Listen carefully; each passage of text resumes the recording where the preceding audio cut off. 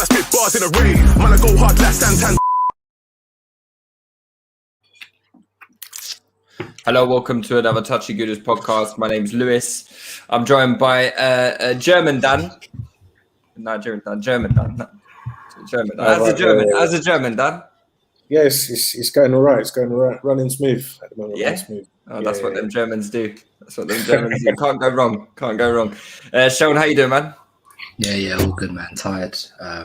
Yeah, as per usual, but yeah, all good. Yeah, man. you finished bitching about your son, yeah? It never stops. It never stops. But yeah, I'm good, man. And we got the doctor in the building. How you doing, Leroy? Well, I was just offering these vasectomies for a discounted price. Yeah. Sharon was complaining because I'm setting up a new venture. So yeah, I'm good. I'm good. I think I'm going to be eating. Do you want to? Is this basically an ad on TouchyGooners? Oh, sorry, have I not paid you for it? Hey, listen, the big man's got to eat, you know. Yeah, all right, cool. You'll get that little side piece in a minute. All right, cool. Because I know you doctors. You charge an arm and a leg. Boy, I don't know. That's how you be affording those Hugo Boss shoes that you wear. £69 on discount. I'd have you know. Yeah, I'm actually quite proud of myself. But yeah, it's story for another day. Before we start, make sure to follow us on all our platforms. So we've got TouchyGooners on Twitter. If you're watching on the YouTube, subscribe and like. Patreon. We've got a lot of Patreon content coming for you guys. So yeah, we've been quiet last few weeks, but listen, we need some cooling off time, man. It's been a tough road. It's been a tough season. We took a brief hiatus, a little break, but you know, there's so much transfer stuff to get through these days. So sometime this week we are going to be doing a team building Patreon piece. So if you aren't signed up to the Patreon yet, get signed up. You can sign up for as little as £3 a month. And we're going to be doing a nice team building piece where we're all going to go through the squad with a fine comb. And we're going to talk about who we should sell, who we should buy, what positions need strengthening, all these things. So it's going to be a jam-packed Patreon piece. That'll be released sometime this week. So stay tuned to our Twitter and our Patreon page for more information on that. What we're going to be doing today is a season review. We haven't done one yet. The season's been over. Well, the season's been over for about 8 months, really and truly. But you know, we need to cap the season off with a bit of a review. So what we're going to do is we're gonna structure it in a way where we're going to go through the seasons in 4 parts essentially. So the first part we're going to start with is, you know, how jubilant we were feeling coming into this season around like what? This time last year? Actually, no, because we were in the midst of a pandemic with football cancelled this time last year. But maybe around like, when did we win the FA Cup? Was that in July, was it? Was it end of July, start of August, I think. Start of August, was it? Yeah. So around that time, we were thinking, oh, do you know what? We're onto something with Arteta here. You know, we just won the FA Cup with good performances against Man City and Chelsea. In the summer, you know, we were linked to some really tasty players, right? And we end up getting one of them, well, 2 of them. You know, we were quite excited about the business that we potentially could be doing. And we all did our predictions at the start of the season, didn't we? We all did I think we did the prediction show as well prior to the transfer window ending. I think, did we do another prediction show after that as well? I can't remember if we did, but we all did our predictions and where we would finish in the league and whatnot. And I think it's safe to say that all of us everyone had us in the top 6 at the bare minimum, right? I don't think anyone had us outside the top 6, did they? No. Even Leroy, who is negativity merchant, had us 6th, right? I'd like to think I'm a realist, to be honest. And to be honest, I like to think I'm right most of the time as well. So, well, you like to think and what you do think is, you know, and the truth are 2 different things, you know. I also said 6th as well, and I remember people in the group chat were getting onto me. They were like, "Why are you being so negative?" And I just said, relative to our our direct rivals. We just didn't have enough quality, and obviously naturally, I mean, it's weird because obviously we only actually finished 6 points off fourth, even despite how bad the season was. But I still think we were probably. It's weird because obviously there's a discourse around obviously whether Arteta got as much as possible as he could out of the players, but I think in terms of our actual quality, we weren't that far off our max currently, in my opinion, anyway. So because I don't think we're a top 4 side. So yeah. So it was interesting seeing those predictions, and I think we were all reasonably happy with the signings we did make. Obviously, other than Willian was the one at the very first sign. Hopefully, we don't get a first signing like that this summer. But obviously, Willian first came in first, and then it was Gabriel. Am I right in saying Gabriel was second, and Thomas Partey was the third one? Did we sign anyone else? Well, Ceballos on loan, your boy. Yeah, well, less said about that, the better. Less said about that, the better. But Dan, I guess let's start with you. What were your expectations going into the season based on the business that we did, and what was your thought process behind sixth? And also, was this season far off from what you predicted initially? Is that me? Yeah. You. Oh, You're right. Dan. No, Sorry, you forgot your name. No. It went out when you said the name there. Still, I was just I was hoping I didn't miss my own name, but yeah. I think I actually had us fifth. I'm just looking at the touch. Yeah, you tried to sneak a sixth there. You tried to sneak a sixth. I had us fifth, and boy, I mean, this season it couldn't have been further from what I was expecting.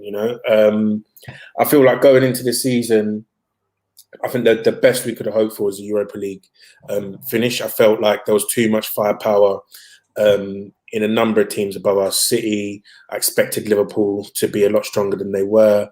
I expected Chelsea to be there. I thought they signed quite a few good attacking players. And I actually thought Spurs would get that final top 4 spot.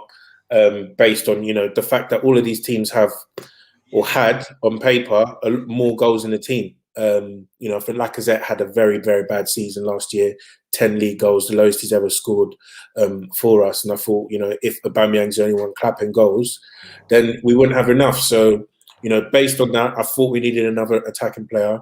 I thought we needed both Aouar and Partey. That was something that I was very adamant about during the transfer window, that if we were to, make a push for that top 4, we needed both. And without both, I didn't think it was going to happen.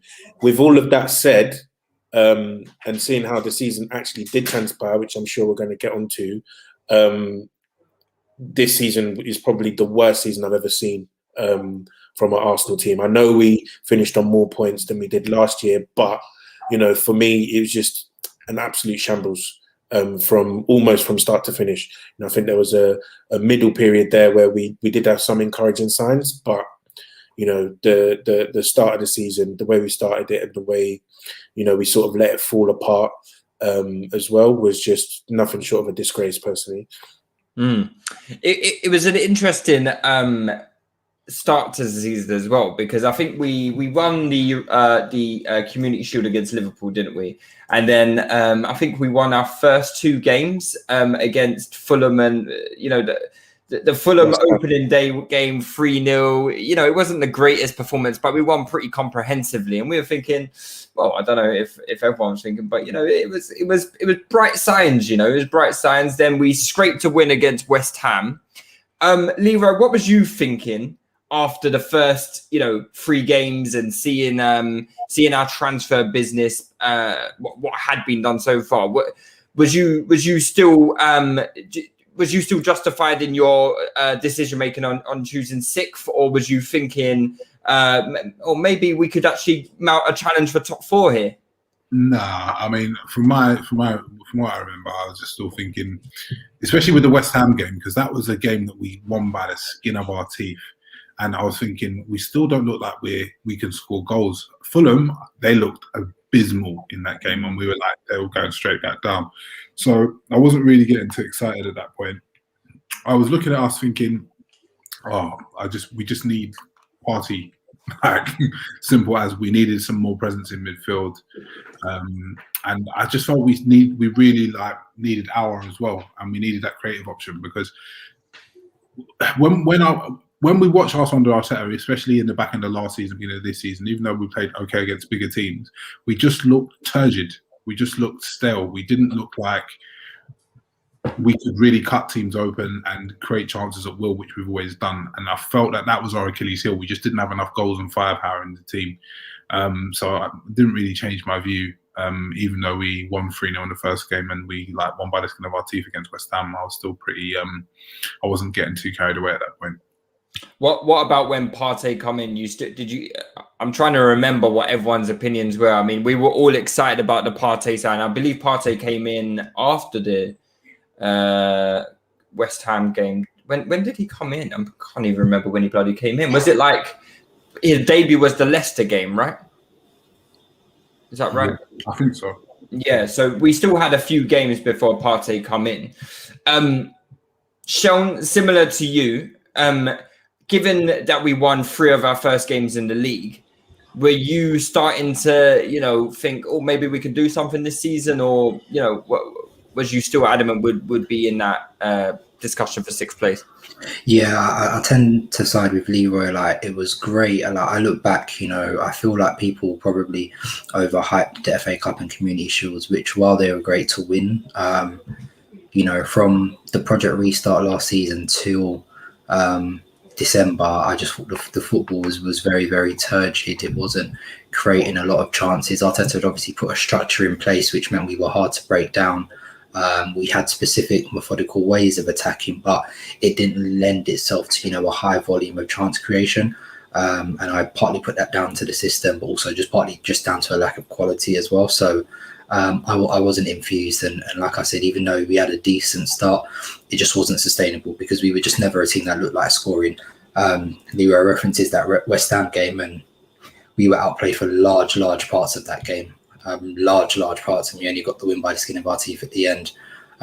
Fulham hadn't really signed anyone by the time we had smashed them early on, so they improved a lot later into the season. So yeah, I wasn't buying it.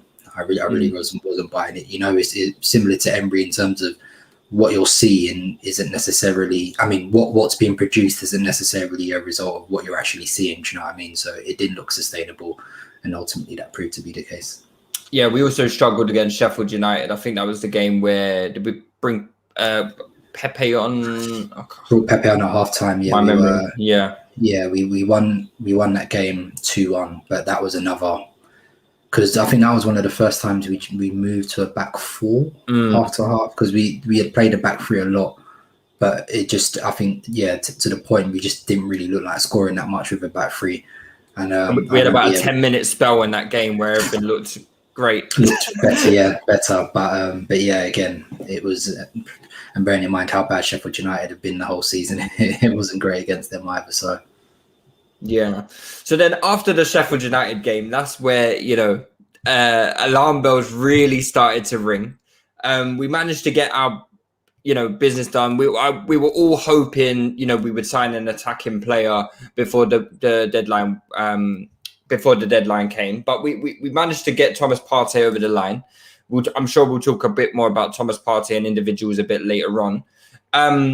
We had 2 losses in a row where we lost to Man City away, which I really remember that game because I felt like we were in the game, but we were scared. We were scared to attack them, and we didn't do enough in that second half. It was a really tight game, I thought.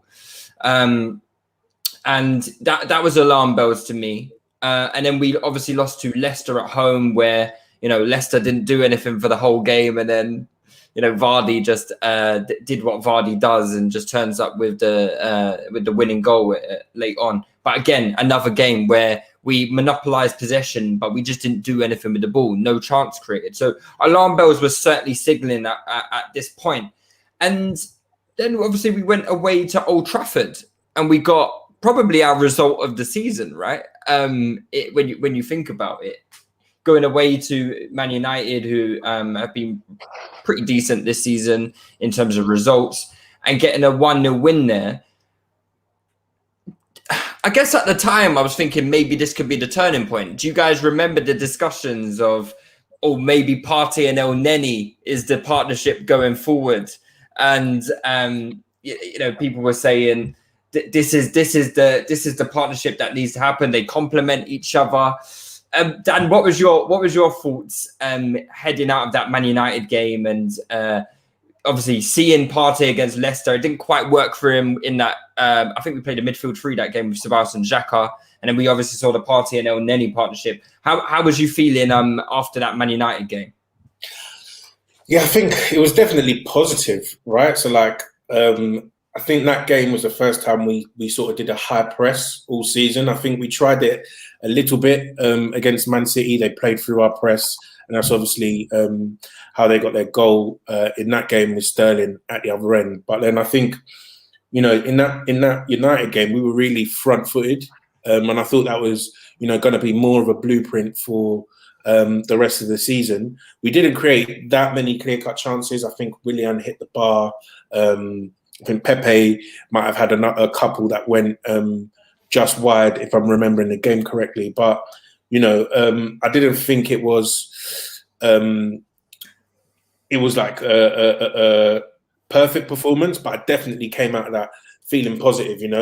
All of the videos of Aubameyang doing his dance, this, that, and the other, and it was definitely something I thought we could build on. But I think in the next game, if I'm not mistaken, we played the exact same lineup and got pammed to dust by absolutely Aston Villa. They literally took us to pieces. I think that's probably the one game this season where I could say we were completely outclassed for the full 90 minutes. And that was just I think a big reality check as to where we were. Was all season in the group chat we've been saying we're lacking creativity, this, that, and the other. We were trying to find green shoots where we could. I think that Leicester game we were saying that's the best we looked that first half. etc., even though that in itself wasn't great to watch, and we lost that match, probably unfortunately, but we still lost that match. And so I think that Aston Villa game was probably the biggest reality check that, wow, we might be in big trouble here if teams come and they can run past us, run us off the pitch. And I think Partey got injured in the Aston Villa game in that second half as well, right? So everything was just it was doom and gloom, man. It was real doom and gloom at that point in time. Yeah, it's obviously after the Man United game, we had won 4 of our first 3 games, in which was quite a difficult start playing like Liverpool, Man United, Leicester, Man City. It was a difficult start, and I remember it kind of excusing Arteta at the start of the season, kind of thinking, well, it has been a tough start. We've got 4 victories. We've lost to the teams that probably, we probably would have expected to get a result against Leicester City, but at the same time, we weren't really expecting to go to Old Trafford and get results, right? The results were kind of panning out how I thought they would pan out. But then, Leroy, we got to the Aston Villa game, and that is when everything just all fell apart. So what do you think went wrong in this spell between, let's see, the 8th of November to the next time we won a game was the 26th of December? So what do you think went wrong during this period where we scored like 3 goals during that period? God. Was it that long? Yeah. That is disgusting. Oh my God.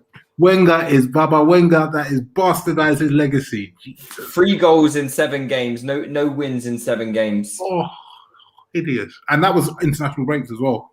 Yeah. Oh, hideous. Anyway, I just feel like we weren't a very good team anyway. So all the games that we had were very, very marginal. So everything was on fine margins. Whether we won on fine margins. We lost on fine margins. So when everything is so fine, you don't have much room for error. And then obviously the confidence factor plays a big part to that. So because everything was so fine, things weren't going our way, we lost confidence and we just got into a rut. And because we got into a rut, a lot of teams had their tails up against us after this, all Villa literally just run through us. And I just feel that we with the confidence factor, we couldn't buy a win. The biggest problem was our creativity, which has been one of the biggest problems under Arteta from day one.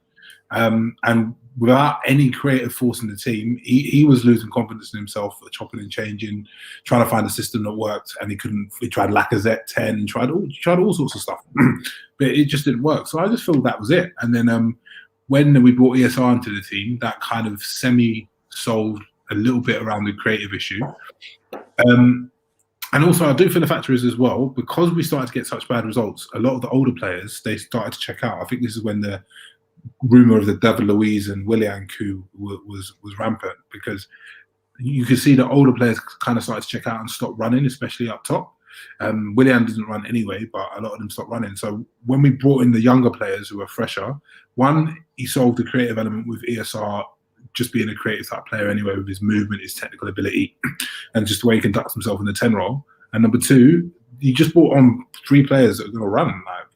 I think Marcelli was involved in that first game. He was just running constantly, the one we won against Chelsea. Obviously, ESR was doing his thing, running constantly. Saka was doing his thing, running constantly. And I think just that brought us the win. And then we had that upturn in confidence, and upturn, which then coincided with an upturn in form. Yeah.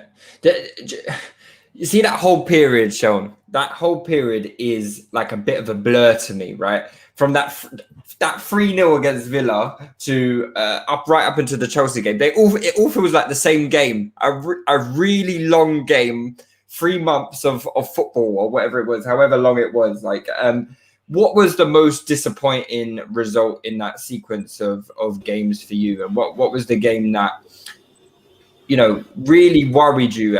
And at any point were you really worried about, because there was all this thing going on about, Arsenal, I think we were 15th at one point. So were you ever worried that, we could be in real trouble? We think 8th is bad, but, we were way lower. No, I always thought, results would end up stabilising themselves, which it eventually did. But I think one of the things that alarmed me most, when we first got Arteta, he was described, if we follow all of his athletic articles, that he was a problem solver. Do you know what I mean? And we often spoke about internal solutions, doing X, doing Y. Do you know what I mean? Like using Willock as a 10, we all know that Joe Willock's not a 10. We all know station him better deeper so he can run into the box either as a pivot or in a midfield 3. He used him there, he used Lacazette there, and Lacazette's not a 10 either. He doesn't see the play quick enough, he doesn't move it quickly enough, and obviously as the seasons had transpired, we've seen that even someone like Saka can play as a 10. So when we talk about internal solutions, like I felt like part of one of his biggest issues was that he trusted some of the senior players way too much. He gave them way too much attention than they needed. Like Arsenal needed a real dose of, like you saw when the other guys eventually did come in, a real dose of just like athleticism, freshness, people who would, because early on in the season we just looked slow. When you watch Arsenal, we just looked slow, lethargic compared to like a lot of the other teams who are just very, very energetic, very pressy. Dominate you territorially. We just looked like we were stuck between a halfway house, and that was one of my things with Arteta. It didn't look like he was either picking a team for the future or a team to win now. So the approach was a bit haphazard. We weren't attacking well. We weren't defending badly, but it's not like we left a lot to be desired. We were losing to teams that we hadn't lost. This season, the amount of records that have gone at the Emirates, like teams we lost to Burnley at home. Don't remember the last time we've ever lost to Burnley. Lost to Leicester at home. Don't remember the last time we've ever lost to Leicester. Let Wolves do the double. Let Wolves do the double over us. That's pretty much never happened. I think Everton did the double over us. Yeah. So do you know what I mean? Teams have literally bastardized us both home and away this season. So I think that's really, really bad. And I think for all of Arsenal's faults over the years, even though you could say we weren't great defensively, one of the things Arsenal have always been good at is just scoring goals. And we scored 24 goals at home all season, and I think that's abhorrent. Do you know what I mean? So, and that's pretty much. That period between November and December is pretty much what cost us the season, basically. And it upset me that he just didn't. stumble across any solutions earlier. You know, when we talk about, and I'm sure this is probably the next point we're going to get onto, you know, that there's discourse about how early should ESR been introduced, because, you know, around this time he was playing Europa League games. Do you know what I mean? So, but he wasn't trusted in the league. So, and I felt like that December game against Chelsea was like almost like a last roll of the dice, because I think everyone expected us that game to get pummeled against Chelsea. So that was a real shock when all of that turned up and it happened. So I was happy that ESR got a start, but I was also kind of like a bit tepid, as in, you know, what a game to throw him into for his first Premier League start of the season. Do you know what I mean? So, but it was great for him, and he hasn't looked back since. So yeah, go on, Dan. I was going to say, like, I think that, like, if we just think back to that period, right? Like, I just feel like he wasn't really doing enough to get us goals. You know, I think it's something that, do you remember they were saying, you know, they were making that joke that our goal of the month was going to be that penalty at Old Trafford, you know, because we didn't score. I think we didn't score an open play goal for 5 games, right? And I'm looking at it now, and I'm like, Nicolas Pepe, I think he got the red card against Leeds, so he couldn't play 3 of them games. But you know, if you're looking at the games that he did start, I think he started 4 of our first, you know, 19 matches, right? And if you're thinking about, if you put our squad down on paper, who are going to score you the goals, Pepe's probably the top 2 or top 3 on that list on paper, and he wasn't playing any games for Willian, a guy who I think his biggest league return has been single digits, you know, over his whole Chelsea career. So, you know, I think that Willian signing and the sort of the reluctance to take him out of the starting lineup for the first half of the season is really been really costly, to be honest. I think with foresight and with hindsight, that was a signing we should never ever have made, right? And I think, you know, it just shows that these guys, they didn't really have a plan about how they wanted us to play this season. Because, you know, you look at Saka and how he was receiving the ball between the lines on that left-hand side. First half of the season, he didn't play at all on that right-hand side, I think, until the Chelsea match when Martinelli was introduced. But you're looking at it and being like, well, you have someone there who is a really good finisher in Nicolas Pepe. So if you're getting these half chances, why would you not play him? And he was scoring in the Europa League as well. I don't want to beat him over the head too much because I don't think anyone anticipated, you know, Willock having such a mad scoring run to the end of the season. But, you know, when Willock was trusted to play, you're playing him out of position where he doesn't really have that ability to arrive late in the box. You know, and he is someone also who could have provided goals from midfield, maybe not to the level that he has at Newcastle, but in a team where, you know, we're not scoring many goals, you know, that is something that you could have tried. But instead he was playing him false 9 in some games and played him as a number 10. And we wondered why he didn't show too much. So I think that first half of the season, Arteta really struggled to get a grip with the players that he had at his disposal and figuring out what type of players they are. And I think as a manager, that's a big issue to have, that you have these players, you're working with these players, and you don't really know how best to utilize them for over half a season. Yeah. Did you guys have any sympathy at all with, you know, the options that, you know, Arteta had to work with? Because, and I get your point about Pepe, but none of us were really hot on Pepe. Dan, I guess you still had a few stocks left on him. Me and Leroy were completely done with Pepe. I know Sean is a silent stockholder on Pepe still. Okay, so I don't know how he was feeling really inside, but and I do understand the Pepe stuff. But at the start of the season, I weren't really yearning for Pepe to start. I had seen enough last season, and I thought, you know. I think it's more of a hindsight thing, the Pepe thing now, because we've seen that maybe he, you know, when he has started this season, he has scored goals. Can we put any real blame on Arteta for not starting him as much in the first half of the season, given what Pepe threw up last season? I think I personally, I do. I don't think it's a hindsight thing, because when we talked about signing Willian, no one thought Willian was going to take Pepe's spot in the starting lineup, right? And when we saw, I even had an argument about Dan Soff about it. yeah, and when we saw the haram that Willian was putting up, everyone was calling for this guy to be gone. You know, so I think at the time people were not high up on Pepe, but I think people also admitted that Willian should not have been playing games at the time. You know, so even if you didn't want to play Pepe, you still had Reece Nelson there that was playing well in the League Cup and in Europa League as well, and he wasn't getting any minutes, which was also quite odd, considering that was someone that Arteta really bigged up last year when he first got the job. I think he started like his first 2 games, started against Chelsea at home, acquitted himself decently. So, you know, I feel like Nelson is definitely a funny situation. I don't really understand why we've seen so little of him, but yeah, I'll let other people. That man's going on going to fucking Olympiacos, bro. Like, what the fuck is going on there?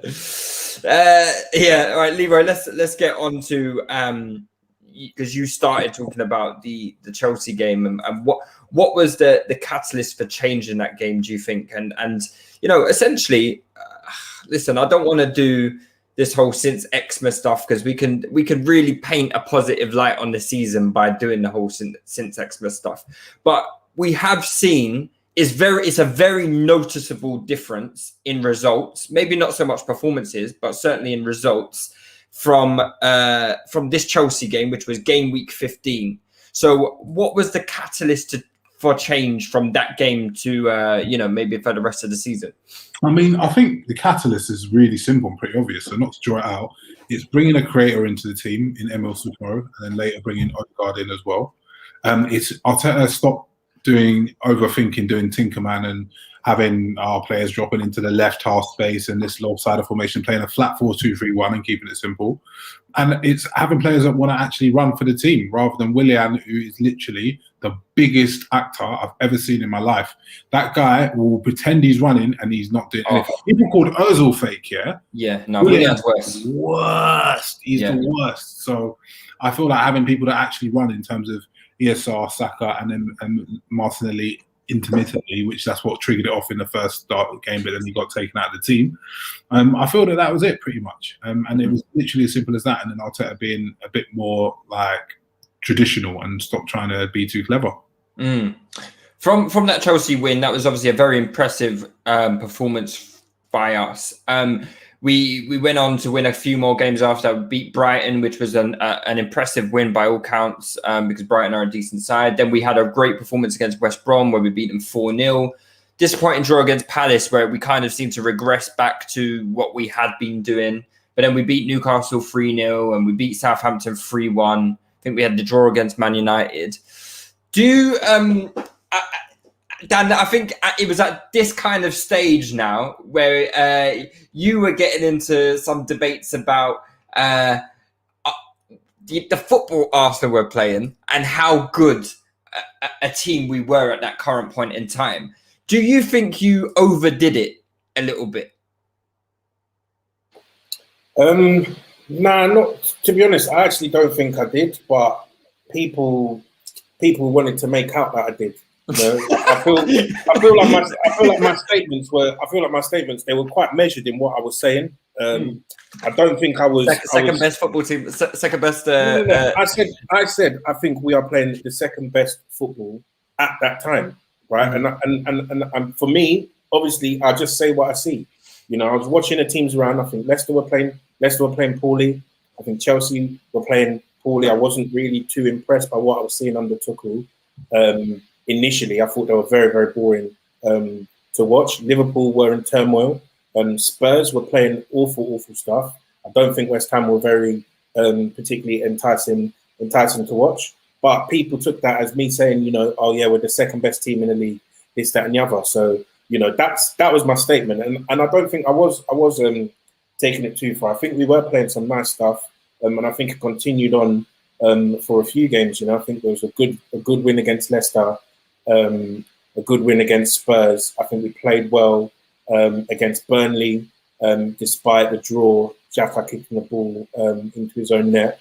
And the Aston Villa game where we lost, I think we were really, really dominant in that. Compared, if you want to compare that to the Villa game we spoke the Wolves about, game as well, I think yeah, we were a bit Wolves the unlucky. first half, and then obviously the David Luiz red card.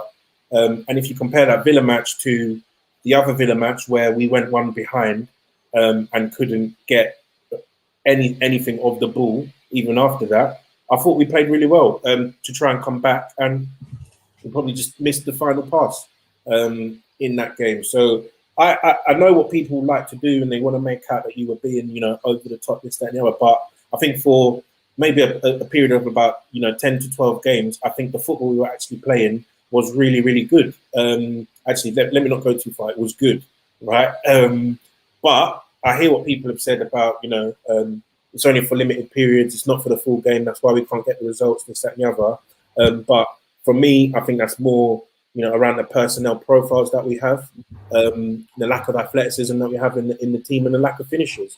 I think most teams have periods in the game where they're on top. I don't think anyone's dominant for a full 90 minutes. But what you find is that, a team like Man United, when they're on top, they'll slap in 3 goals and the game's done. So, the other team don't really get an opportunity to come back. When we're on top, we maybe score 1 goal.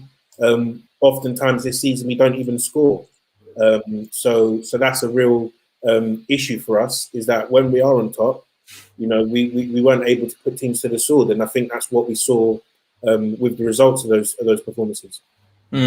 Sean, was you as impressed with the football we were playing as Dan was? From that period from, Boxing Day up until it was probably around the Spurs game. I think Dan may have made that shout. Was it around that time, Dan? Around after beating Spurs? Mute. You're on mute. Yeah, I think it was the Spurs game, and then we went international break, and then we got all the injuries and malaria and all that stuff, and it just messed up the flow. Schultz, do you think Dan had a credible argument there to say, we were playing some good stuff and we were showing some encouraging signs? You're on mute as well. We're all mute, lads. We're all on mute. Yeah, no, I definitely think it was better, but obviously, albeit it's hard to assess because it was from a very, very low bar. Do you know what I mean? So, and I feel like now we've got a blueprint, because obviously we've seen Arteta use. He first did use the 4-2-3-1 when he came in. He's obviously now reverted back to it. So this might be the stable basis of what he plans to go forward with. And it is still very, very structured, even though it is obviously on paper a 4-2-3-1. The pivot never gets ahead of the ball. There are certain ways in terms of they cover the spaces. When we've spoken about, you guys have spoken about getting someone going forward from midfield. Arteta doesn't really like that. So they're there for ball progression and to cover the wide spaces in transition. So there's a lot of reliance on the front four to get goals. So that obviously will be a challenge going forward. Do you know what I mean? So if he's going to be very reliant on that front four, he's going to need to get more match winners. I don't know if obviously our young players develop into that, or if he's going to go and buy externally, but that will be obviously a challenge for him next season to score more goals and get Arsenal creating a higher volume of chances. And obviously that could be done from a myriad of ways, but the way he's set up at the moment is, I have doubts over it. I think generally, I think it's okay. For some people, it's good because there's a decent element of control to it. But for me, I feel like I've watched too many games this season where there are passages of possession. I've seen I feel like there's a pattern of, we start games, the first 20 minutes it looks good, but then from minute 30 to minute 70, there's basically no shot on goal. Do you know what I mean? So it's okay. We have a lot of the ball, but I don't feel like we're putting teams under enough pressure, under enough duress. The best teams, it's just death by shots, death by do you know what I mean? These teams that are above us aren't there because, they have one shot and score 1 goal each game. Do you know what I mean? These teams are pamming 15, 20 shots a goal a game. When you watch Liverpool and you see Salah's just slapping 5, 6 shots a goal. He's not scoring a lot because he's a clinical finisher. It's just a high volume. Do you know what I mean? He's just getting himself into positions to have shots time and time again. So I just feel like we need to Arteta needs to find that balance in terms of obviously being strong structurally, but also making sure we're a team that takes risks. Do you know what I mean? Because I think that would probably be my biggest criticism of him at the moment, that I still think he's a tad risk averse. I just don't think Arsenal take enough risks, especially in the final third. Now, whether that's down to the personnel or whether that's just down to him, it's probably a mix of both. So recruitment will probably dictate a lot of maybe how it looks next season. So, but obviously we need a lot more in that aspect. Yeah, Leroy, did you take any encouragement from this upturn in form? And when you look at the league table, I think Dan, you mentioned that I think we only finished 6 points off the top 4, or maybe Sean said that. Do you take any encouragement from our end to the season? Obviously winning 5 games on a bounce, our form since Christmas, and is it possible to look at that blip around like November, October times as like a bit of a freak situation that couldn't occur again? Do you take any encouragement from the latter part of the season going into next season? And No. Okay, no, because when I watch the team, it still doesn't feel like, oh yeah, this is a good team, and they're just having bad luck or anything. The games still feel very close. The games still feel that everything's on fine margins. And when I watch the better teams, the teams above us, even teams like Leicester, they do a lot better job at controlling football matches and being decisive. And I'm actually even more concerned because I feel like those teams are pulling away from us rather than us getting closer.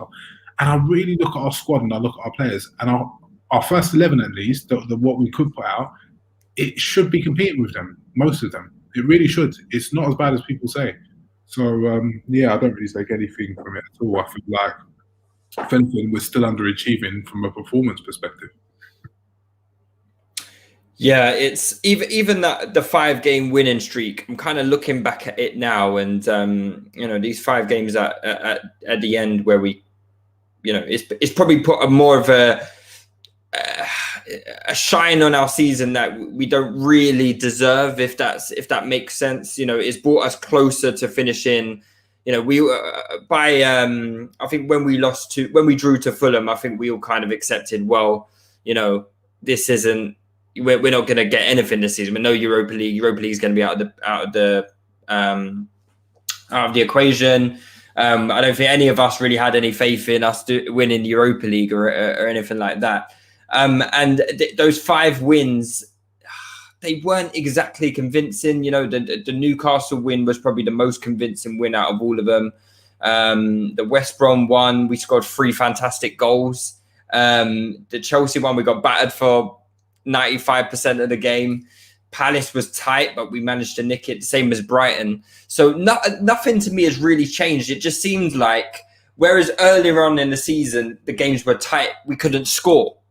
And we weren't really taking our chances. Well, not that we weren't taking our chances, we just weren't efficient with the small amount of chances we were getting.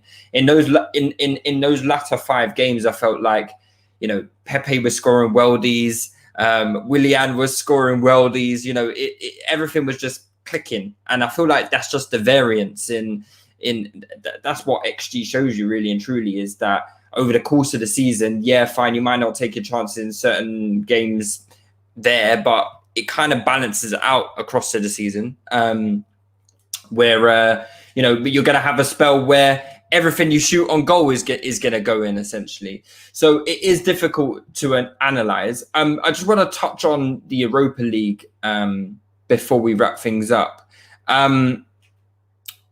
If I had said to you guys before the start of the season we'd get to a semi-final of the Europa League and be bounced out by Villarreal, how would you have thought about that at the start of the season? Would to me, I would have said 100% Arteta should be out of the building if that were to occur this season. So, Dan, what was your how would you summarize the Europa League campaign? Yeah, I think the fact we didn't make the final is a pretty sackable offence for me. I understand when people say you shouldn't, judge a manager's future based on, cup competitions, anything can happen, those kind of things, But if you couple that with how we have performed in the league and how we went out in the cup, I think you got more than enough grounds, that this is the biggest game of your season. And my man essentially played two formations and two teams that he'd never played before in both legs. Playing Emil Smith Rowe as a false nine and all this, that, and the other. I just think it's pretty inexplicable. Playing Xhaka at left back, playing Ceballos in centre mid after you've seen pretty much all of Ceballos' last performances in an Arsenal shirt were left much to be desired. To put it politely. I think these are mistakes that you really shouldn't be making at this level of at this level. Like if I get people saying their injuries, this, that, and the other, but I just don't feel like injuries like that should disrail you and sort of confuse your tactics that much. If you look at Villarreal, Wanfoyth got injured for our second leg. Chukwueze got injured during the game in that second leg as well. They slotted two guys in there. Capoue out for the second leg.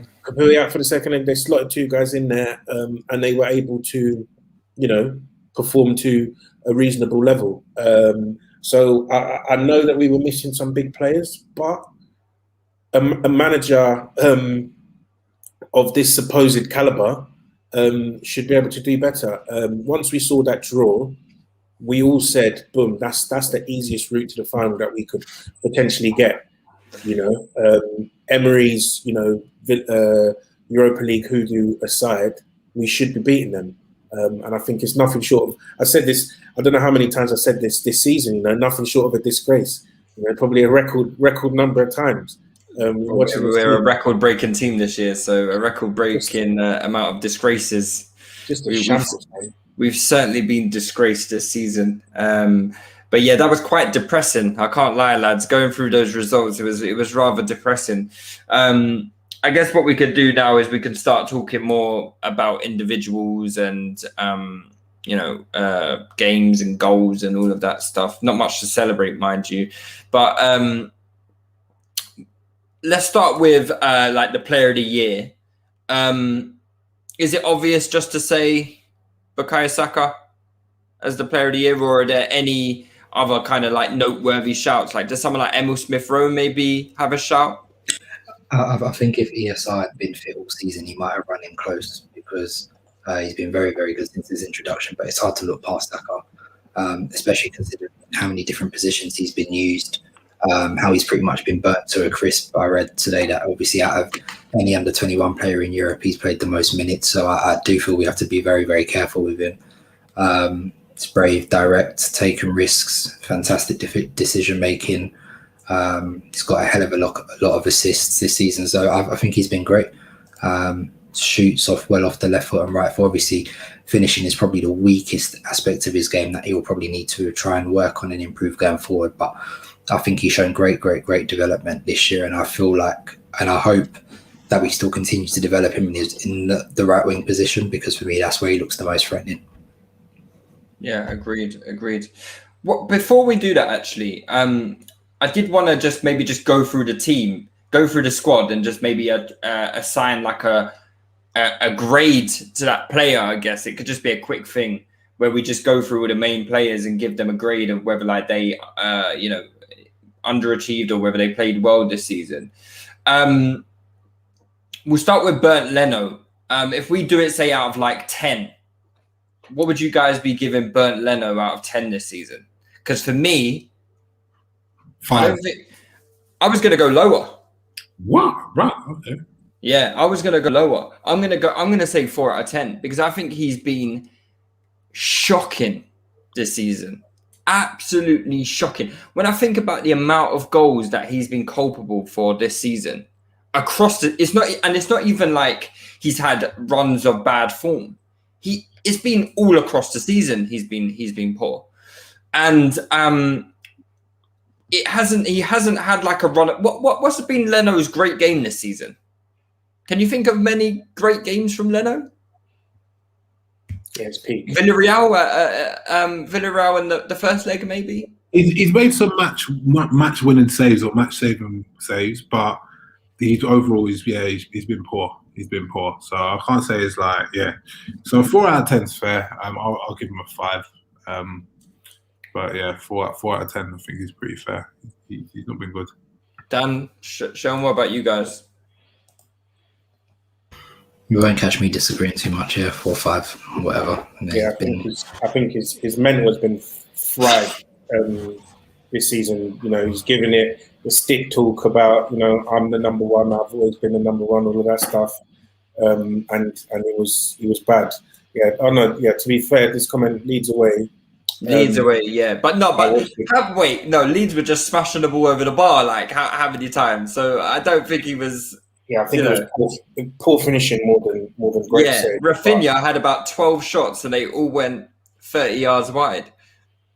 Yeah, I'm not. happy. It's like fine, cool, give him the Leeds game, but you know we're talking like maybe a handful of games this season where he's actually been good. Yeah, I think he's definitely someone who can't really hold their head up too high this year, man. David Luiz. I'll give him a 7. For my money, our best centre back this season. No, I'll give him a 7. That's a very reluctant 7 from Leroy, man. That's the most praise you've ever given David Luiz. I don't like that, brother, man. I'm so glad he's gone. Boy, I think he's been good for us this season. I think if David Luiz is fit for the last part of the season, I think we probably make the Europa League final. I really do think that. I think he's that as disgusting as it is and as poor it is from the manager. I really think David Luiz is quite integral to the way we want to play. And if you haven't got Xhaka in the team, having no David Luiz in the team as well is pretty disastrous, really. So I think David Luiz has been really good.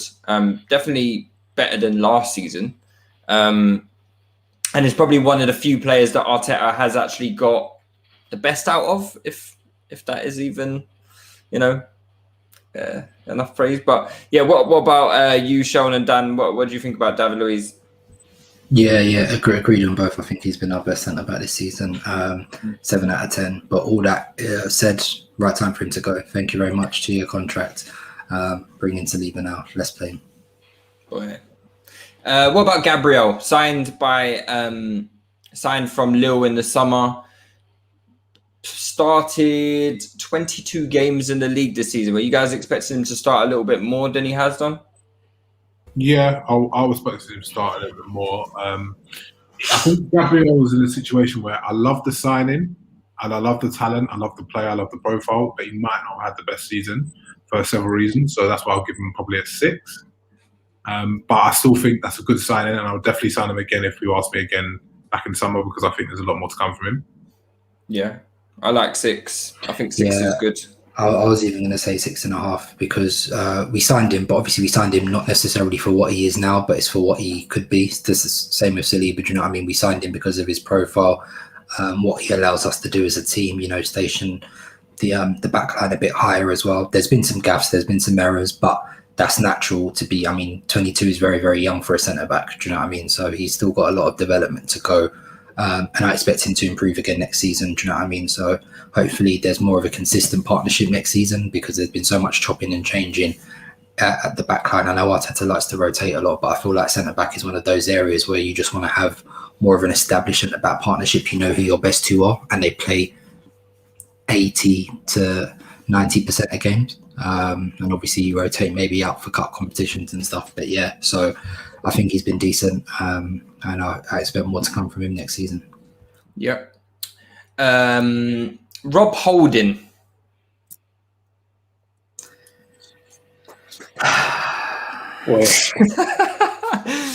Listen, I'm giving him a 5. Yeah, do you really give him a 5?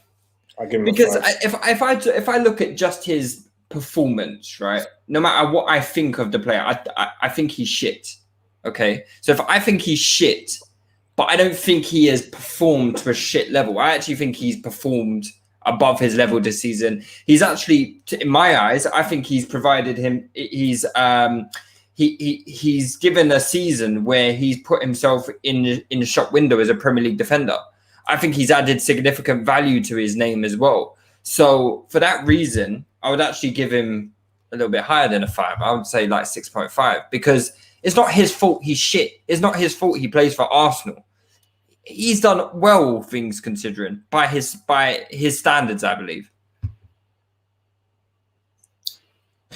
Yeah, he has, but do you know what it is? I can't be bothered to argue over him. Like, by all accounts, by his level, he's probably done all right. Do you know what I mean? He's not been bad, but I feel like he hampers us both in terms of what he can and what he can't do, and do you know what I mean? What it stops us from being. So yeah, I'll give him a 6, but I'm just not like. If he's starting like another 30 games next season, we're just not making it out the hood.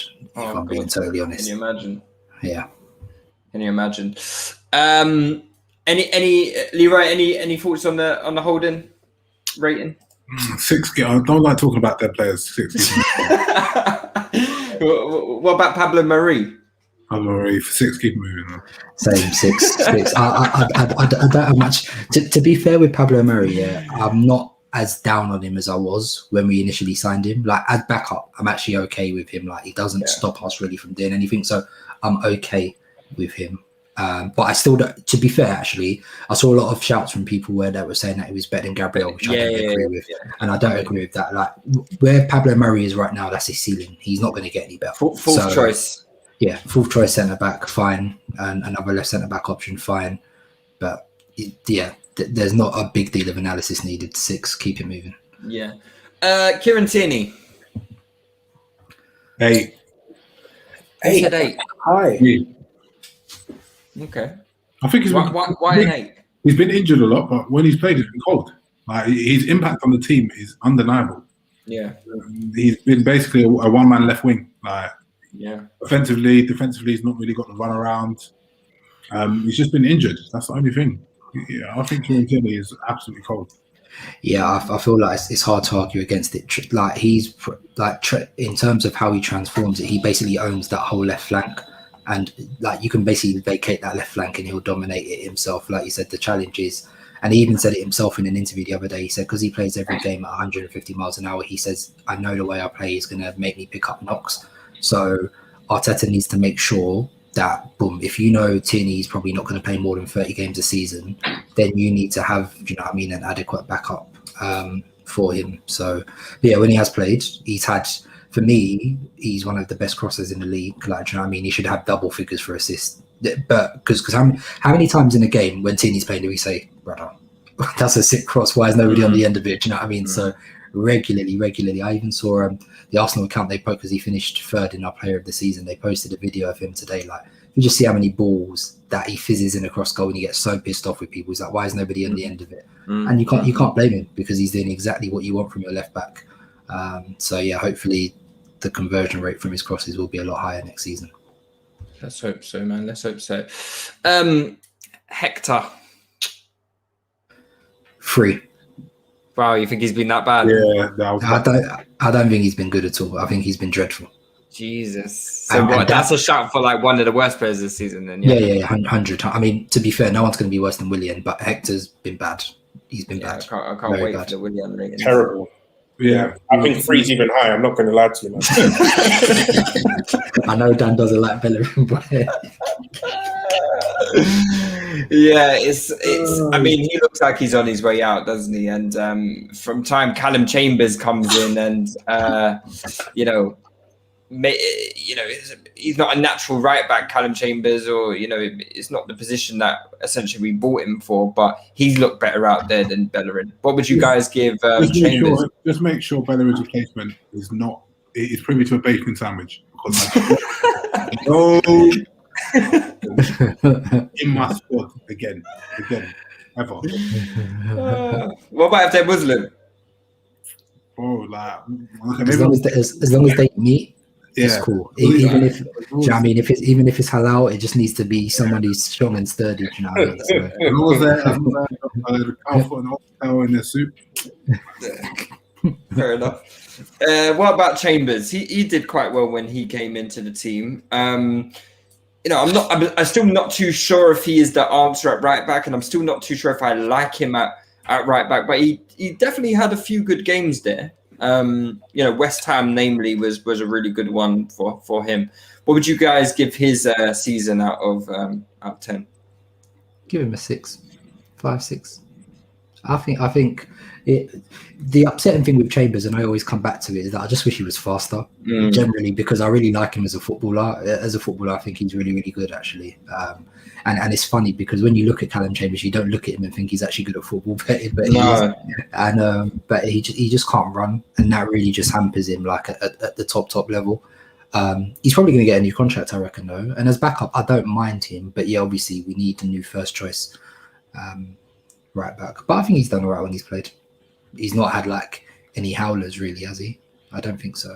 Maybe Villarreal. Maybe Villarreal. He wasn't great in those games, but I don't think he's been like, when you've looked at him, you've been like, oh, he's been bad. Do you know what I mean? So yeah, I'll give him like a 5.5, 6 out of 10. I think he's been okay. That's harsh. Yeah. I give him higher. You give him higher? Yeah, Yeah, I'll give him a 16 Chambers. Yeah, I'll give Chambers a 7. To be honest, I think he's come in and he's done quite a good job at right back. You know, I think there's been few and far bad games from him, and I think, you know, it's probably a big miss that he didn't play the Villarreal games, and Bellerin played those games instead. You know, so I give Holden a 7. I think considering where we expected him to be, I don't think many really even expected him to play that much this year. So I think him coming in and sort of making that right back spot his deserves some credit personally. I'm not going to talk about Cedric because that has just been fucking ridiculous. Xhaka, interesting season, right? 7.5. Yeah, agreed. I actually like. Do you know? It's weird, like, because obviously I'm not his biggest fan, but at the same time, like, I actually think this might actually be one of his best seasons at Arsenal. I was literally just about to say that. Do you think it's strange that he looks to be out the exit door when he's just had probably his best season for us? But to be fair, like, one of the things that I've always thought Arsenal have been bad at is, you know, recognizing the player's strengths and making sure you mitigate against his weaknesses. Like, him and Partey on the whole is a decent partnership. Do you know what I mean? They both, I think, complement where each other's a bit weak. So it's a shame. Like, you know, I think we need to, obviously I'm happy and I think we need to upgrade anyway. So, but I feel like if you were going to give the keys to Xhaka and let him have the midfield per se, you need like that sort of prototype next to him who's going to, you know, do a lot of the legwork for him, because for Switzerland he has Dennis Zakaria basically, who does all the legwork for him and just passes him the ball, and it works, and Xhaka's never exposed. And this is probably, apart from his 2 brain fart moments against Burnley this season, generally, like, he's not been, you know, there's been less of those moments where you're ripping your hair out and you just think like, and that's partly maybe where you give Arteta a bit of credit, because he's put Xhaka in positions where he's unlikely to be exposed, you know what I mean? So yeah, I think obviously it's the right time to upgrade anyway. We need new profiles in the midfield, but generally I can't actually speak that badly of him this season. I think he's been good. So yeah, 7.5. Yeah, I agree. I think he has been good. And we definitely missed him towards the end of the season as well. Thomas Partey. Weird season, right? Very, very weird season. Not helped by the fact that, you know, he came in late. He just been so stop-start. He's only started 18 games this season, which is kind of crazy that he's only started 1 more game than Ceballos has. And, you know, it doesn't feel like Ceballos actually started that many league games. But he's only started 1 more game than Ceballos, 1 more game than David Luiz, 1 more game than 2 more games than Willian started. So yeah, he hasn't started that much, but he's had a bit of a stop-start season. But overall, I would say I'm a little bit disappointed in Partey. I can't lie to you. And this is, I really love the player. I think the player is really, really good. And I think he's going to be great for us. But there's some games I just don't understand what he's doing. kicking the ball off the pitch, shooting out of the ground. I don't understand what is going on. And he seems to do this thing where, like, how many times does he want to kick the ball off the pitch again? That is really frustrating to me, because if it was Xhaka doing that, we'd all scream bloody murder. Do you know what I mean? And he's just been a bit disappointing to me. And his good games are so clearly very, very good. And I think he had quite a few decent games towards the end of the season as well. But his bad games are smelly, absolutely stinking. So what are you guys saying about Partey? I'm going 5.5. Yeah, I'll give him a 6. But yeah, I'll take your points. I think there's been a lot of disparity in terms of his performances. Like some, like where you look at the Old Trafford stuff and where he was like 10 out of 10. But there's been some where, he's been very lax and casual in his passing, which has been a bit of a disappointment. Maybe I think it's hard to know how much stock to put into it because he hasn't been fully fit a lot of the season. He didn't obviously have any pre-season either. So I expect him to be better next year, especially with the fact we're only playing 1 game a week. So I think he'll be a lot better for it as well. So I'll give him like a 5.5, 6, but I'm not really that worried if I'm to be totally honest. Yeah. Leroy, Dan? Yeah, I think a 5/6 is probably fair. I think he struggled with his fitness, new league, no preseason, all of that stuff, excuses. But I think he's probably a victim of our lack of structure in midfield. I think his best games came when he had, a good midfield partner, and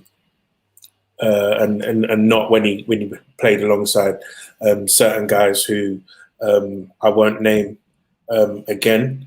But I think generally, though, it's mainly been a fitness thing for him, and hopefully next year with the preseason, he's not going anywhere to play international football this summer.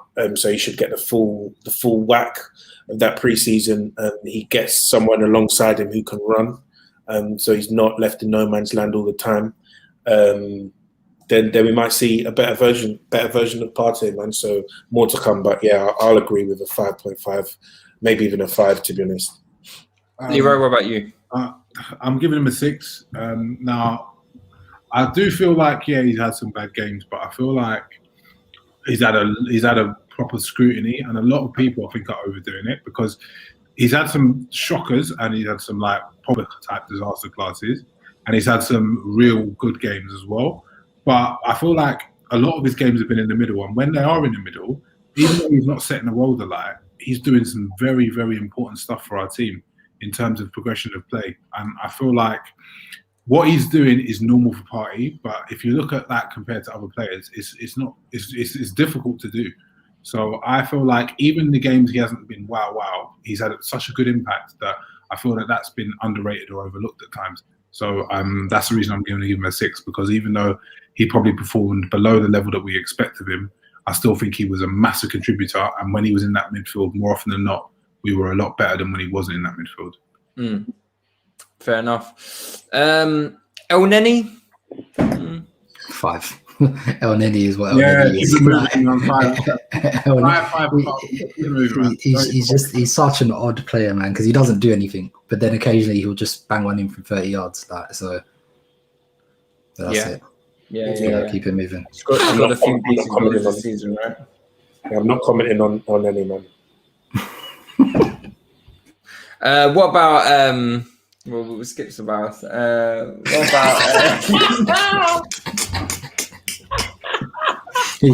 I'm sorry, bro. He gets a 2, bro.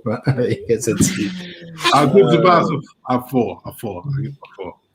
Yeah, because you know what, Sabas, I don't think he's been that bad. I think he's had some bad moments and some bad games. Yeah, and I'm sorry, those bad moments take him down, bro. That Benfica thing, the Villarreal, I'm sorry. I'm taking him down for those ones. But this guy was playing against us this season, man. I think you guys over-exaggerate the criticism personally. I'm gonna give Sabas a 6. A 6? Yeah. You are so nasty. Giving him a high rating than you gave Partey.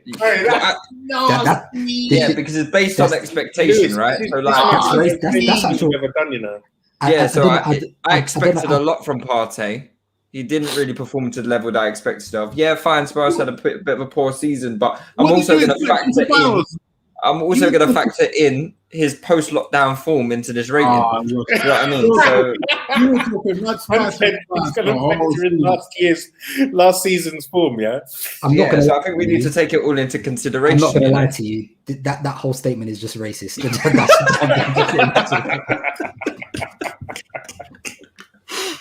Oh yeah, you're taking the piss. Move on.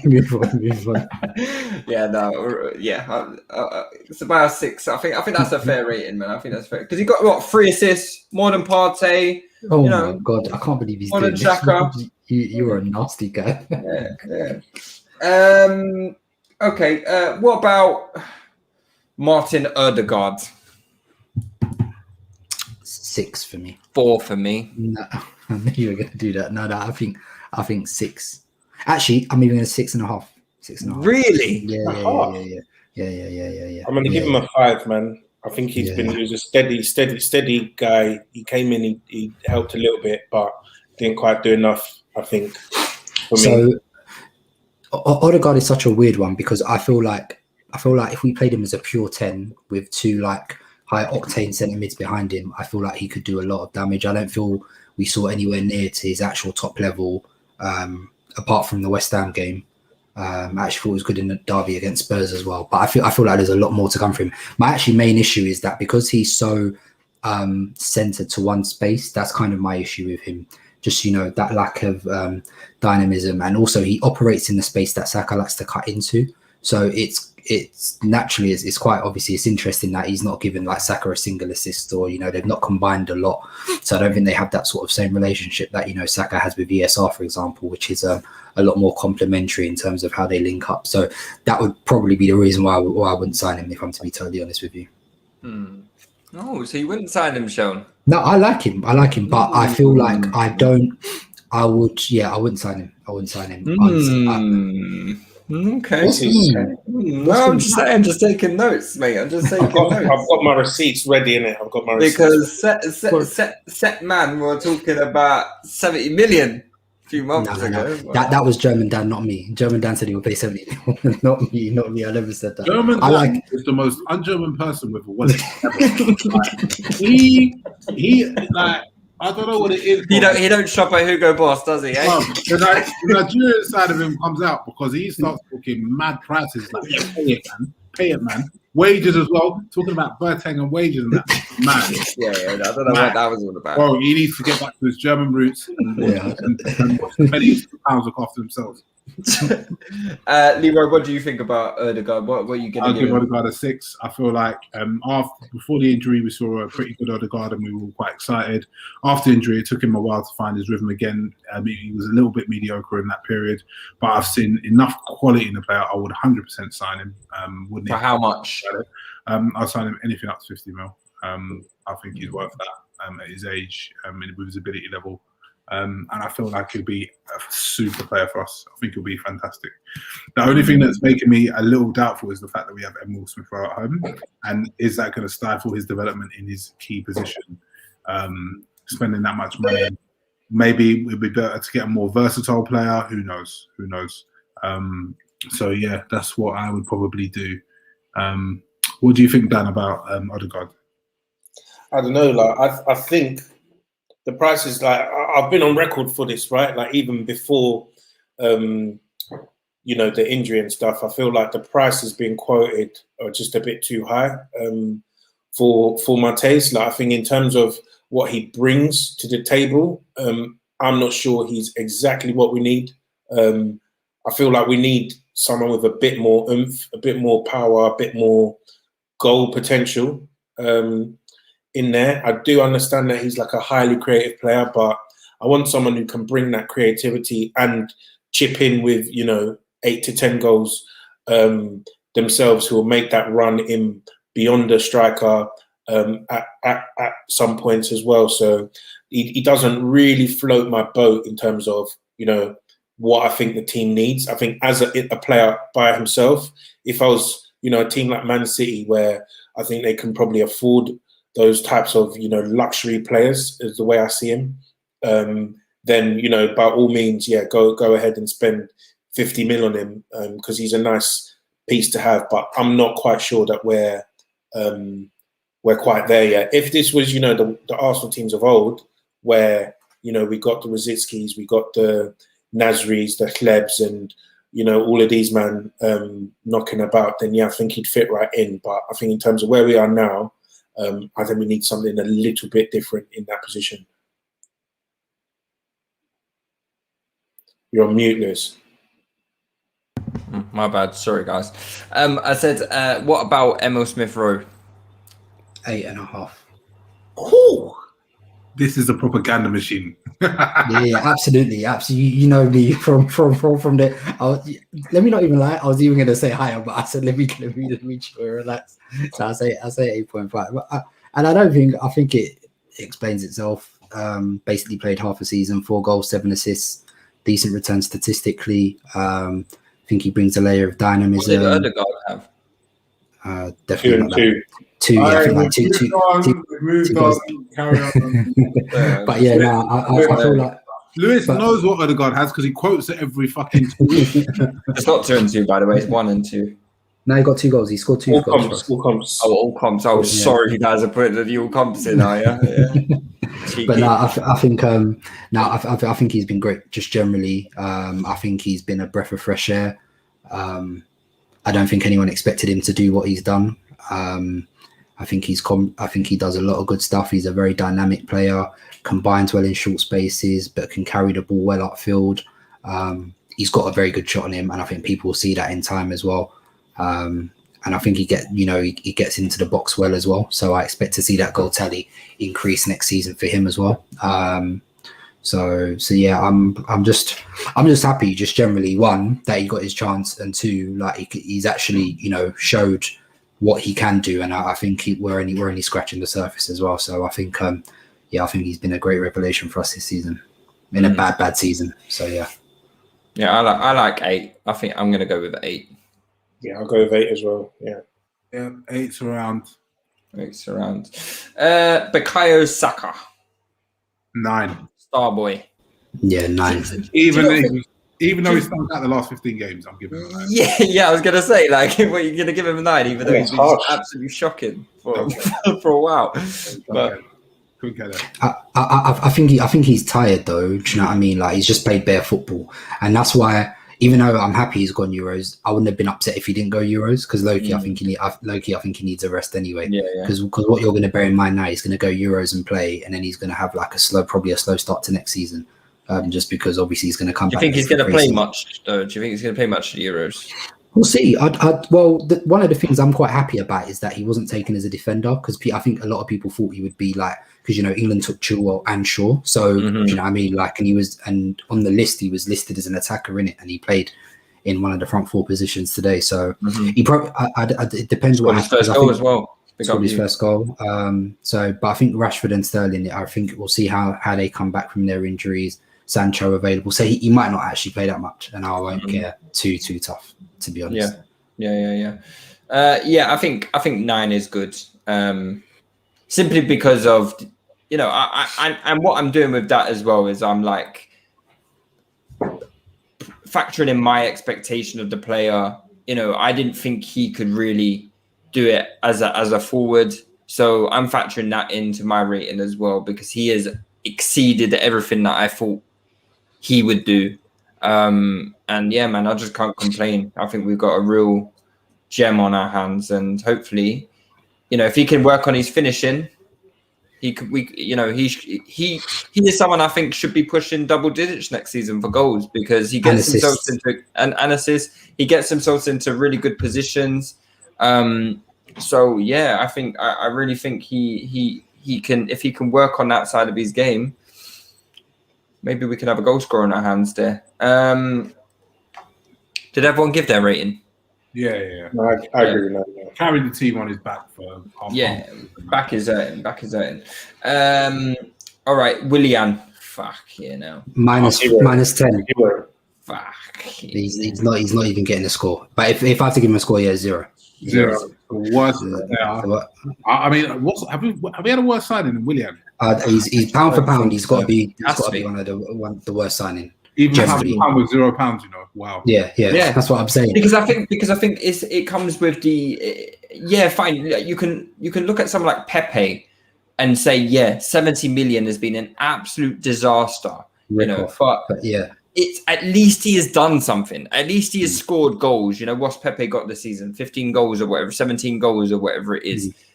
What's Willian done, bro? We had to wait until the end of the season for him to score his first goal, and he's just put up And I think the whole impact of him, on the team, on results, everything, on the energy, on the fans, like it was just not like literally a net like complete negative from almost minute one. Yeah, we say post ESR coming into the team, but it practically is post Willian coming out of the team as well. It's as much of that as it is ESR, and Jesus Christ, I'm glad he's going as well. He's definitely going, right? Well, that's how according to reports, you don't know. He's sitting on a nice. But I think also because his best friend is cutting, there's no reason for him to stay. No one likes him, so he's gonna. And the thing is, I don't even care about not getting him a fee. I don't care about any fee. Just go. Just whatever. Just go get your wages. I'll even pay you off your contract, mate. There's 200,000 reasons for him to stay. Yeah. There's a lot of reasons. Well, we got to give him 200,000 reasons to leave. So. Okay, Pepe. We spoke a little bit about Pepe there. I'm going to give Pepe a 7.5 because I think, I am because I think whenever he has played, he has done something. Keep going, Liz. Keep going. 10 goals, 1 assist in 16 starts in the league. I think if anyone put up those numbers this season, you would be given the minimum 7. More goals than Sterling and Morris and them. Yes. My head is hot. Yeah. You got to get him fooled by a little clutch one where he scored 4 in 2 games when everything's off the table, when nothing matters. Don't worry about it. He was scoring in the Europa League as well. I couldn't care less about the Europa League. We were playing Farmers in the Europa League. No. We weren't playing Farmers in the Europa League. Because he scored because players that you rate who play for Leicester, got absolutely slapped about by Slavia Prague. Keep going. And he scored against them. Pepe gets a 4 for me. Huh? He gets a 4 for me. You're so nasty. That's worse than Massive one. That's worse than Massive one. I actually got everyone in here to admit he was crap this season because he was that bad. But he has a little purple patch where he scores, like I say, 4 in 2 games to stat pad when the season is done and everything's finished and everyone starts talking about stats. He didn't get played. Has been terrible. He didn't get played, and every time I even used to tweet it. Every time Pepe used to come on, all you lot were calling for him, and he'd stink it out. I was like, "Are you not ashamed? Are you all not ashamed of yourselves? Because he used to stink. He used to come on." By the dip. Next season, my boys. Next season, my boys hitting 20 goals. Book it. You lot still have faith in him. Actually annoys me. Listen, hey, Leroy, book it next season. 20 goals, yeah. 20 goals. You all want to lose some money again? Who wants to lose money? Go on, Dan.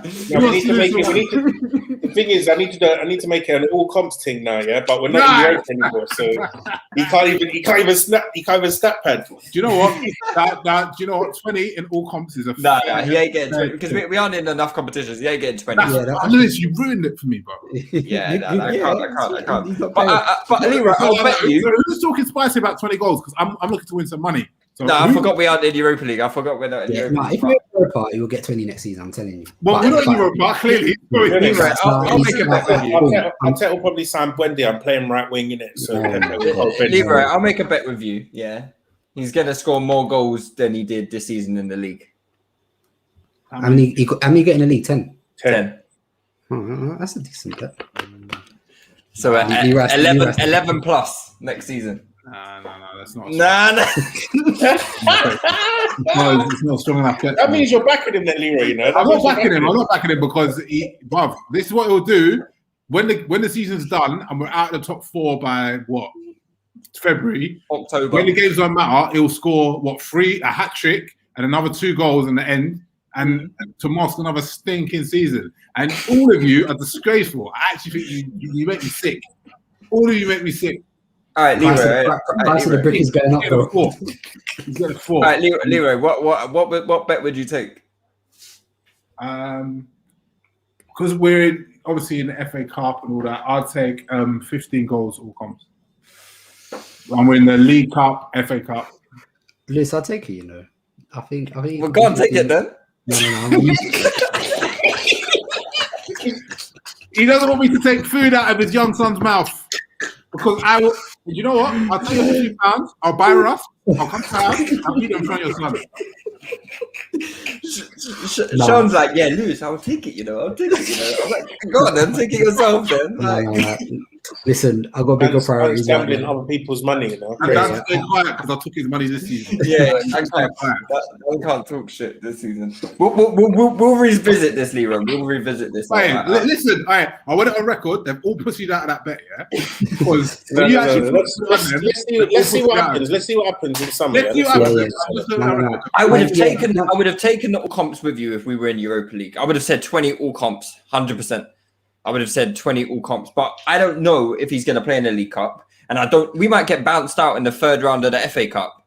And like, I will. Let me say this here. I will do a Pepe bet. Yeah, once the transfer window is closed. Yeah, same. I was actually going to say that to Leroy. Let me just see who we recruit first, and then that will determine what bet I do with you. We'll put it on the back burner. You still pussy it out because obviously. I'll revisit this. I offered you 11 plus, Leroy, and you didn't want to take it. I revisit this on a later pod. Right, cool. So what? Leroy is saying 4. I'm saying 7.5. Sean, Dan. Yeah, 7. I'll give him a 7. Yeah, I'll give him a 7. Yeah. Right, cool. Oh, you're God. Wait, you know the Ops are going to listen to this and they're going to lose their mind. Let them lose their mind. I don't care. Let them. I've got smoke for them as well. Well, apart from Chelsea, but yeah. Did Pepe get more goals than Greenwood? Yeah. Yeah. And one more less than Rashford. Yeah. All right, saying that. We're cooking over here. We're cooking. Yeah. All right. Okay. What about Martinelli? Like, bit of a frustrating season for him because minutes-wise, 589 minutes in the league. 7 starts in the Premier League. I don't know how much overall. Let me have a look. All comps. Oof, where has he gone? Where have you gone, lad?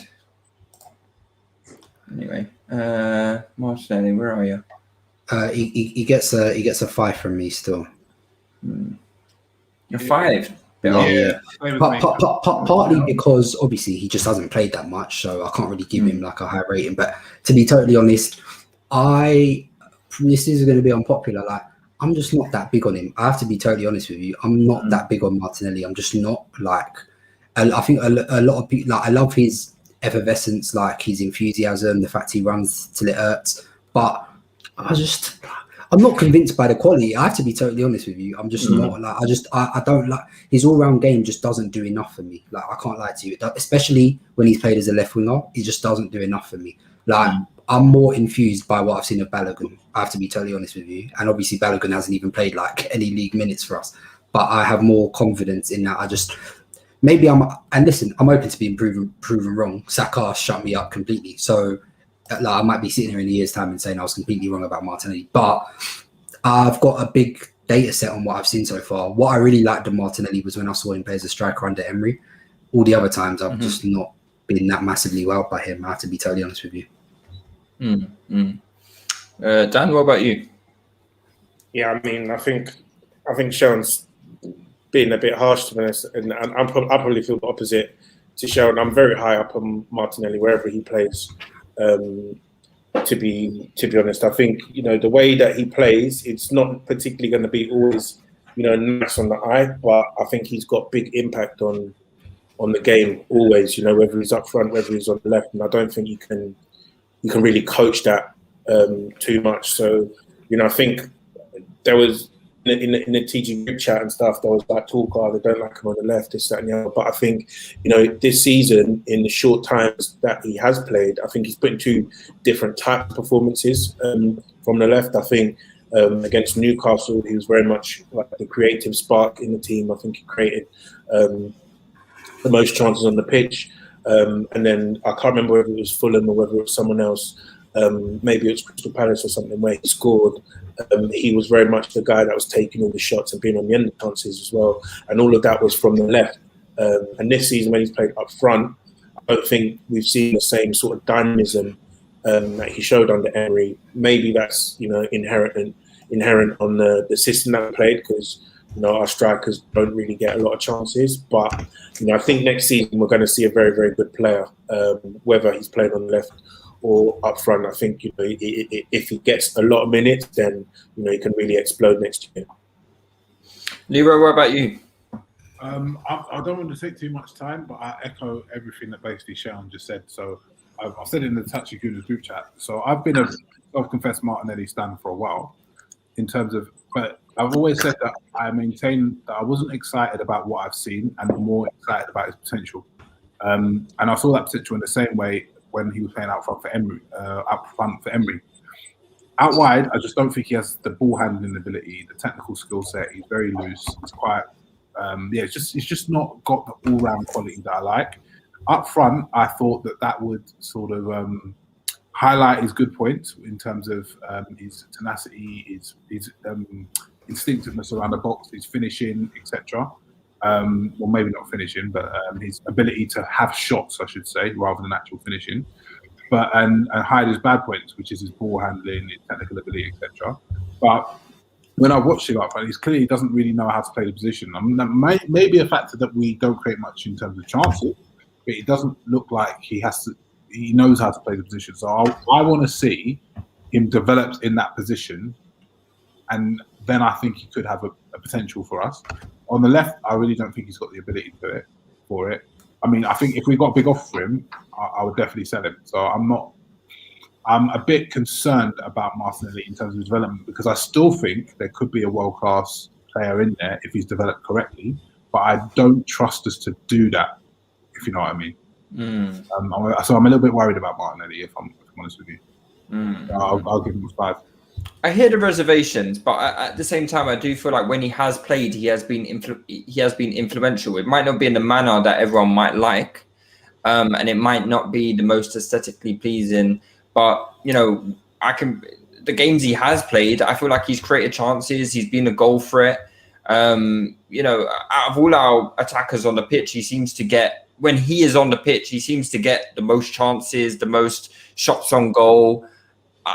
And he's still only 19, so I do hear what you're saying, but at the same time, I feel like when he is playing, which isn't often, what's he started this season? About 8 games in total, all comps, all season, 8 games. It's fucking ridiculous. That is absolutely ridiculous. For a 19-year-old who should be, he should be getting at least Pepe minutes. Do you know what I mean? He should be getting those kind of minutes on the field. So for him to not get those minutes, I think is just even worse management. That's one of the poorest pieces of management this season from Arteta has been in a long list of things, mind you. But yeah, his management of Martinelli, I think, has been shocking personally, and that would be my main reason of worry. Is just the amount of minutes he gets and his development on that from that perspective. But I think if he plays, I think he's going to score goals. He's going to create goals. It's not going to be in the style that you may like. That's what I think. Lacazette, highest goal scoring return since joining the club, I believe. Haven't seen him for a while, so I feel like maybe we might. I feel like that whole recency bias might kick in a little bit in the flip side, where because we haven't seen him for a while, maybe we're gonna forget maybe that he's had a semi-decent season. I think he's been okay. Like, I'm not like massively wowed. Like, this is still like, do you know what I mean? his best goal scoring season, and he's still in all his 4 seasons here. He hasn't hit 20 goals once, which I think is absolutely abhorrent. So I think he's done some decent stuff this season, but it's just nothing to write home about. And especially when you spend 52 million on him, I just want to sell him ASAP. So He ain't I could going give anywhere. him. So in isolation, I could give him a 7 for this season. He's been all right, but yeah, I don't really want to talk about him, to be fair. Like, I don't really care too tough about him. Like, honestly, he's one of the, for me, like, you know, I think he's just been another underwhelming signing. Yeah. You know, I wouldn't even put him, I'd maybe just put him about par. But Yeah. are you going to be happy with about par when you paid 52 million for someone? No. And then because you weren't impressed by him, you went and bought another striker 6 months later for 60 million. And that's pretty much ruined the whole balance of Arsenal for the last 3 years, because we've had to find some way to fit both of them in the team. Because we've spent over 100 million on both of them, so we've had to justify the spending, and that's been to our detriment because nobody wants to see up on the left. But anyway, debate for another day. Yeah, I agree with what you're saying. I think because I've seen Lacazette for so long now, I was almost impressed with his goal scoring return this season, and that's really sad to say, because, you know, for 52 million we should expect more, but given the player of the years, yeah, I'm going to give him a 6.5. Dan, Leroy, what do you think? I'm going to give him a 6 because even though he's had some good runs, but he's had some poor runs as well. Actually, go on. Let me not be harsh. He's had a decent season. I'll give him a 7. No, I'll do. I don't really want to talk about him out of the club. Yeah, I think I'm going to give him a 6.5. To be honest, I think he scored something like 3 penalties as well this year. Yeah. So 10 non-pen goals in the league. Yeah, I can't really look at that as a good season for Lacazette personally. Just 22 starts though, but then it's still not even 1 and 2 really, is it? Yeah, and he's not been 1 and 2 in his whole time here, so yeah. I guess if you're including the pens, it is better than 1 and 2. It's a decent return. 13 and 22 starts, that's not bad, is it? Yeah, I don't know. I'll be second if they extend him a year and they don't get rid of him this summer. To be honest, I think enough is enough now, really. And then to end it with Aubameyang, are you guys worried? Because no, I'm not. I don't think he's lost any of his agility, as his goal showed against Newcastle. I just don't think we've created any chances as a team, and that's not down to him. He's not going to contribute anything to our overall play. I'll still give him a 5 because I just don't think he's on the whole he's not been great.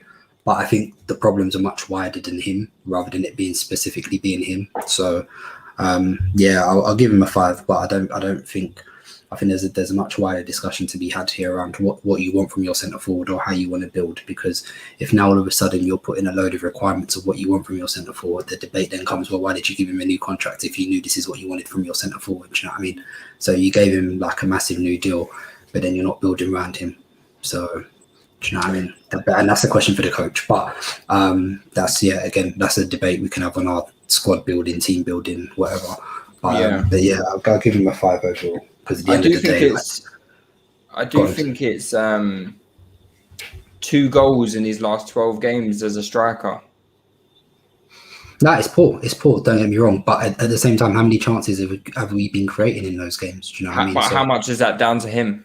This is someone who scored. Do you know what I mean? Who hasn't had less than 20 goals in like the last 6-7 seasons. Do you know what I mean? And all of a sudden he's had a massive dip. But then also you need to factor in mind that we've overall just generally been a very low scoring team under Arteta as a whole. So I don't put that down to just him per se. So I'm sure you could probably attribute some blame to him, but I think, when we've spoken about our lack of creativity, our lack of, pamming teams properly with a lot of shots and chances, then I don't think that's solely down to him. I'm a little bit worried, I can't lie. It's the first time I've been worried about Aubameyang, because I almost expect him to go up front and score goals. I think his excuse before was, he's playing left wing. How do you expect him to produce from out there? He's playing up front now, and I still don't feel like he's getting a sniff, really. Like, if I look at his last, since the Newcastle game. Villarreal, yeah, I mean, he had a couple decent chances where, our best chances, but they were half chances. Chelsea didn't get a sniff. Palace, I don't really remember, to be honest. And Brighton, I don't remember him having a single chance, really. I'm a little bit worried. I can't lie to you. I can't knock it. I can't shake it. Dan? I feel, I hear what you're saying. I do think, we have to take into consideration the fact that, I don't think he was all there physically. With malaria, I think he said in the interview he lost something like 4 kg in a short amount of time. So I think, that sort of physical aspect is a big part of his game for him to, sort of create that little bit of space between him and defenders. I don't think he was particularly moving right. I do think, he's still the same player. If we create chances for him, I think he'll bag. He's always been a sort of 1 goal from 3 chances type of guy, rather than a 1-in-1, where, someone like a Harry Kane might be that he give him a half chance and it's in the back of the net. I don't really think Aubameyang's that type of striker. I think he's closer to a Mo Salah, and he scores through volume. So when we're a team that's not creating bags and bags of chances, not really creating any chances in the team at all, then someone like him is going to suffer. So I think, that's a big area of concern for us. We need to start making more chances if Aubameyang is going to be our striker. Otherwise, we're probably going to have to look for someone who is more clinical, and I'm not sure there's that many people around, to be honest. 3 out of 10 for me, by the way. 3. Yeah, I'll probably give him a 3 as well. Yeah, for what he is and what he should be doing. Yeah, and even though there are extenuating circumstances, you have to get like a 3.5 or a 4. Are you worried, Leroy? Nah, not in the side. You think you get the quality and he scores goals again? Yeah, no problem. Like, I could easily see Aubameyang hitting 25 goals next season. All right. In that case, I think let's wrap this up because it's almost midnight. I'm fucking shattered. It's boiling hot. I'm just like can't function. So yeah, look, guys, let's call it a day there. That's our season review. We're gonna do a team building pod on Patreon. So if you are this far into the pod, well done. Follow, subscribe to our Patreon. We'll have the team building episode for you this week as well. So take it easy, guys, and we'll see you next week or on the Patreon. Cool. Nice.